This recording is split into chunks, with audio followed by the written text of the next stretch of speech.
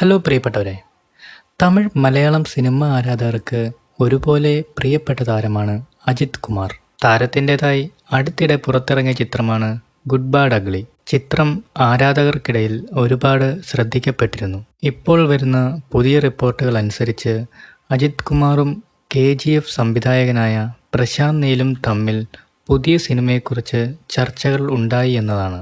അതിൽ ആദ്യത്തെ സിനിമ അജിത്തിനെ കേന്ദ്ര കഥാപാത്രമാക്കിയുള്ള സിനിമയും രണ്ടാമത്തേത് KGF ചാപ്റ്റർ 3യിലേക്കുള്ള അജിത്തിൻ്റെ വേഷത്തെക്കുറിച്ചുള്ള ചർച്ചകളുമാണെന്നാണ് റിപ്പോർട്ടുകൾ സൂചിപ്പിക്കുന്നത്. അങ്ങനെയാണെങ്കിൽ യാഷിനൊപ്പമുള്ള അജിത്തിൻ്റെ കോംബോ ആരാധകരിൽ ഒരു വിസ്മയം തീർക്കുമെന്നുള്ളത് സംശയമില്ലാത്ത കാര്യം തന്നെയാണ്.